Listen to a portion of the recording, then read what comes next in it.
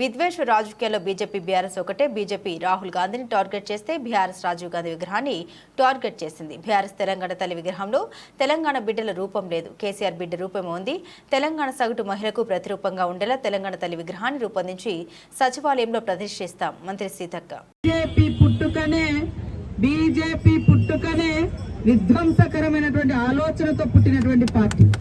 ఆ రోజు ఆనాడు బ్రిటిష్ సంఖ్యలను తెంచడం కోసం మా నాయకులు గాంధీ గారు, నెహ్రూ గారు, సర్దార్ వల్లభాయ్ పటేల్ గారు ఇట్లాంటి ఎంతో మంది మహనీయులు పోరాడుతుంటే వీళ్ళ వారసుడు, వీళ్ళ ఆర్ఎస్ఎస్ నాయకుడు సవర్కర్ బ్రిటిష్ వాళ్ళతోటి కుమ్మక్కైనటువంటి నాయకుడు.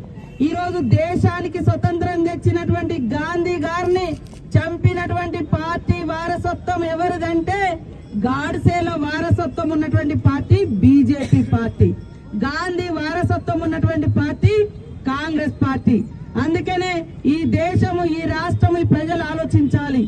ఎవరు ఈ దేశం కోసం జైళ్లలో మగ్గిండ్రు, ఎవరు ఈ దేశం కోసం త్యాగాలు చేసిరు, స్వేచ్ఛ కోసం పోరాటం చేసిరు, ఆ స్వేచ్ఛను అడ్డుకోవడం కోసం ఆనాడు బ్రిటిష్ వాళ్ళతోటి కలిసిపోయినటువంటి పార్టీ గాడ్సేల పార్టీ, గాంధీని చంపినటువంటి పార్టీ బీజేపీ పార్టీ. వాళ్ళ నాయకులు ఇవాళ తన్వీర్ సింగ్ ఎమ్మెల్యే, మాజీ ఎమ్మెల్యే, అదే విధంగా సంజయ్ సింగ్ గైక్వాడ్.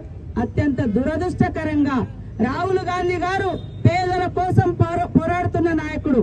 కులగణన, జనగణన జరగాలి, ఈ మనమెంతో మనకెంత వాటా కావాలి, అప్పుడే ఈ పేదరికం పోతుంది, సామాజిక న్యాయం జరుగుతుంది, రిజర్వేషన్ ఉండాలి, పేదలకందరికీ న్యాయం జరగాలని పార్లమెంట్ లో కొట్లాడుతున్నటువంటి నాయకుడి మీద కావాలని ఇవాళ వాళ్ళన్ని దుర్మార్గాలు చేస్తారు.